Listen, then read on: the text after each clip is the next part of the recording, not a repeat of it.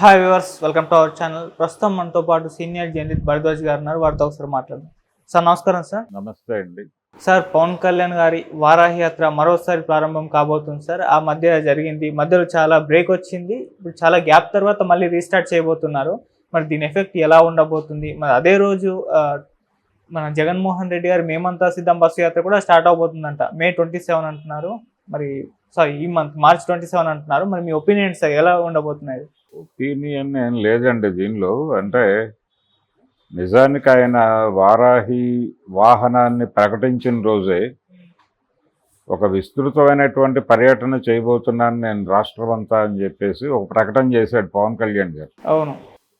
చేసి నదీ నదాలు, అడవులు, కొండలు, ఎడారులా మనకు అడ్డంకి, వీటన్నిటినీ తట్టుకుని అన్ని పరిస్థితుల్ని, అన్ని నిరసనల్ని, అన్ని వ్యతిరేకతల్ని తట్టుకుని వెళ్ళే ఒక అంటే మిలిటరీ స్పిరిట్తో, సైనిక స్ఫూర్తితో ముందుకెళ్ళటం కోసం ఈ ఆలివ్ గ్రీన్ వారాహి రెడీ చేస్తున్నాను అని చెప్పి ఆయన చాలా గంభీరంగా ప్రకటించాడు. ప్రకటించిన తర్వాత ఆ వాహనం వచ్చే టైంలో రకరకాల కాంట్రవర్సీలు, అది ఎలా అలౌ చేస్తారు అంటే ఆలివ్ గ్రీన్లో ఉన్నటువంటి వెహికల్ని ఎలా అలౌ చేస్తారు, ఇలా రకరకాల చర్చలు జరిగినాయి. ఫైనల్గా అవన్నీ పక్కకి వెళ్ళిపోయి అది రిజిస్ట్రేషన్ ప్రక్రియ కంప్లీట్ అయ్యి పవన్ కళ్యాణ్ గారి కాంపౌండ్లోకి వచ్చింది. వచ్చిన తర్వాత కొత్త వెహికల్, ఎవరైనా కొత్త వెహికల్ కొన్న తర్వాత కొంతకాలం దాని మీద తిరిగి మోజు తీర్చుకుంటారు. అలా మోజు తీర్చుకునేంత అంత కష్టపడి అంత వార్తలు వచ్చినటువంటి వారాహి మీద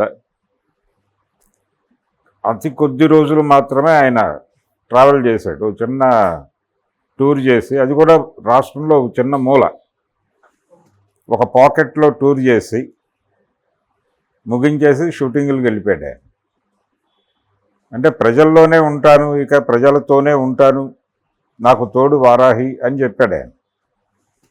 అలాంటిది ఎందుకు సడన్గా ఆపేశాడో, ఆ తర్వాత వారాహి ఏమైపోయిందో అనే చర్చలు, బహుశా అది తీసేశారా అన్న లెవెల్కి వెళ్ళిపోయిన తర్వాత ఇప్పుడు మళ్ళీ వారాహి ప్రస్తావన తీసుకొచ్చాడు ఆయన. ఇంత గ్యాప్ తర్వాత తీసుకొచ్చి ఇప్పుడు ఎన్నికల ప్రచారం మొత్తం కూడా దాని మీద నుంచి చేస్తానని చెప్తున్నాడు. కాబట్టి వారాహి యాత్ర ప్రారంభం అవుతోంది. అయితే ఈసారి ఆయన చంద్రబాబును ముఖ్యమంత్రిని చేయటానికి, అలాగే మోడీని ప్రధానమంత్రిని చేయటానికి, ఈ రెండు పనుల మీద, ఏ పనులైతే ఆయన 2014లో భుజాన వేసుకున్నాడో, 2014 ఎన్నికల ముందు ఏ పనులు భుజాన వేసుకున్నాడో అదే పనులు భుజాన వేసుకుని వారాహి యాత్రకు దిగుతున్నాడు. ఇంతకుముందు చైతన్య రథం యాత్ర చేసినటువంటి నాయకులందరూ కూడా తమని తాము పదవుల్లోకి తీసుకెళ్లడం కోసం చేశారు. ఎన్టీ రామారావు గారు తన ముఖ్యమంత్రి కావడం కోసం, తన పార్టీని అధికారంలోకి తీసుకురావడం కోసం చైతన్య రథం అనేటువంటి కాన్సెప్ట్ని తీసుకొచ్చాడు. దానికంటే ముందు ఇందిరాగాంధీ గారు కూడా రెడ్డి కాంగ్రెస్ను ఓడించి తన పార్టీని అధికారంలోకి తీసుకురావడానికి ఆవిడ కూడా జీపీ యాత్రలు చేసేది. ఇప్పుడు చంద్రబాబుని ముఖ్యమంత్రిని చేయడానికి, మోడీని ప్రధానమంత్రిని చేయడానికి ఈయన వారాహి యాత్ర చేయబోతున్నాడు. దాదాపు 24 సీట్లని అనుకున్నారు మొదట. ఫైనల్గా బీజేపీకి కొన్ని త్యాగం చేసి 21 సీట్లతో సర్దుకుని అసెంబ్లీకి పెడుతున్నాడు. ఈ రోజుకి కూడా, అంటే నియోజకవర్గం ప్రకటించిన తర్వాత కూడా పిఠాపురం నుంచి పోటీ చేస్తారు అనే విషయాన్ని బయట మాట్లాడుకోవడం కాదు, ఆయనే కన్ఫర్మేషన్ ఇచ్చిన తర్వాత కూడా ఇప్పటికీ అనుమానాలు ఉన్నాయి. ఆయన నామినేషన్ వేస్తాడా వేయడా? ఇక్కడ ఆయన కాకినాడ నుంచి ఎంపీగా గెలుస్తాడు, కేంద్రానికి వెళ్ళిపోబోతున్నారు, ఇక్కడ ఉండబోవడం లేదు అనే పద్ధతిలో ప్రచారం జరుగుతోంది పవన్ కళ్యాణ్కి సంబంధించి. ఈ నేపథ్యంలో ఆయన వారాహి యాత్ర ఏమిటి అసలు, దేనికి అంటే కూటమిని 2 చోట్ల ఢిల్లీలోనూ అలాగే అమరావతిలోనూ అధికారంలోకి తీసుకురావడం లక్ష్యంగా ఆయన వారాహి యాత్ర చేయబోని వీధిలోకి వస్తున్నాడు. ఇప్పుడు వచ్చిన తర్వాత ఆయన దాదాపు మొన్న చిలకలూరుపేట సభలో ఏం మాట్లాడాడో అదే ఉపన్యాసం కొంచెం అటు ఇటుగా మార్పులు చేర్పులు చేసి అదే మాట్లాడతాడు.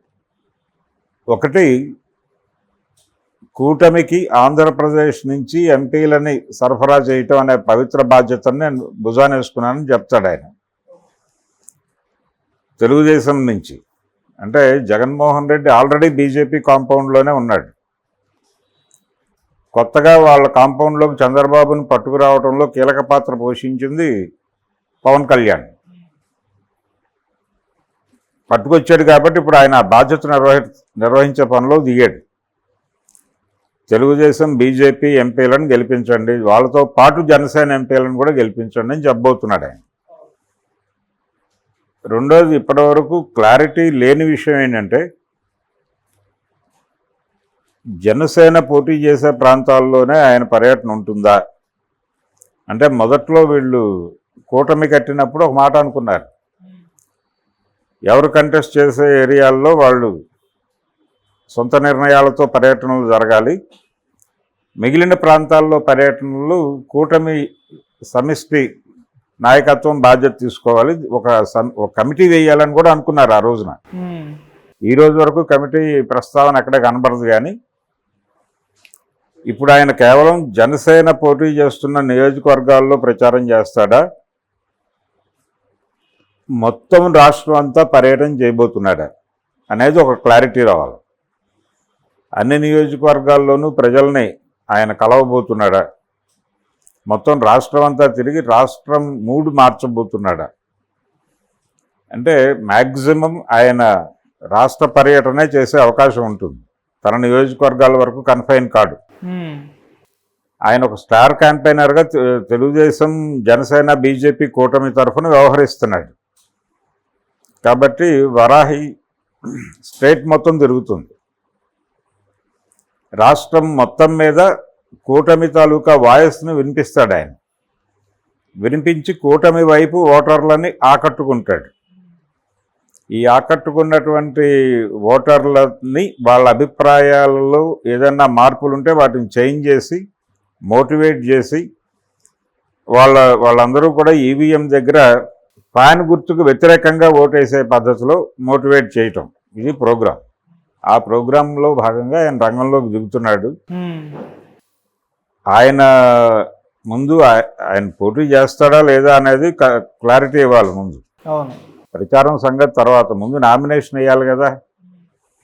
ఆయన ఎమ్మెల్యేగా నామినేషన్ వేస్తున్నాడా లేకపోతే ఎంపీగా వేస్తున్నాడా అనేది క్లారిటీ ఇవ్వాలి. ఎమ్మెల్యే ఎంపీ రెండూ వేయచ్చు, రెండూ వేసి ఏదో ఒకటి వదులుకుంటాడు. తర్వాత రెండూ గెలిస్తే ఒకటి వదులుకోవాలి, లేదు ఒకటి ఓడిపోయి ఒకటి గెలిస్తే దానిలోనే కంటిన్యూ అవుతాడు. So Pawan Kalyan tour okay, finalize అయిపోయింది. చంద్రబాబు నాయుడు ఆల్రెడీ ఆ పనిలో ఉన్నాడు. జగన్మోహన్ రెడ్డి గారు బస్సు యాత్ర పేరుతో విస్తృతంగా పర్యటించబోతున్నాడు. చంద్రబాబు నాయుడు గారు కూడా ఏదో ఒక ఇన్నోవేటివ్ యాత్ర, అంటే ఇక తప్పదు, మే 13 వరకు ఈ యుద్ధం చూస్తూనే ఉంటాం. పవన్ కళ్యాణ్ ఈ ఎన్నికల్లో ఏదో మేరకు ఒక బెనిఫిట్ పొందాలి అనేటువంటి ఆలోచనతో అయితే ఉన్నాడు సీరియస్గా.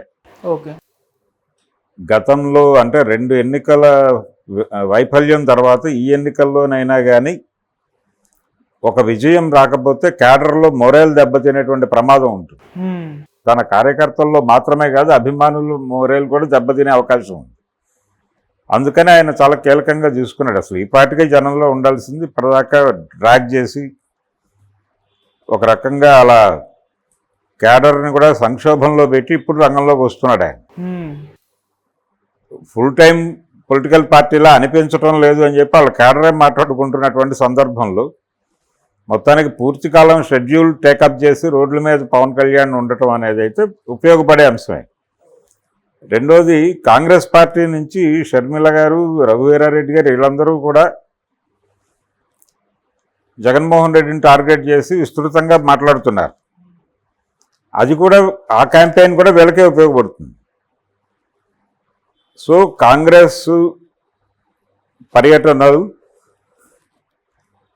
దాంతోపాటు తెలుగుదేశం కూటమి పర్యటనలు, ఇవన్నీ కూడా జగన్ని టార్గెట్ చేస్తూ నడిచేవి. బీజేపీ కొంచెం దూకుడు తగ్గించచ్చేమో కానీ మిగిలిన వాళ్ళందరూ దూకుడుగానే మారుతారు.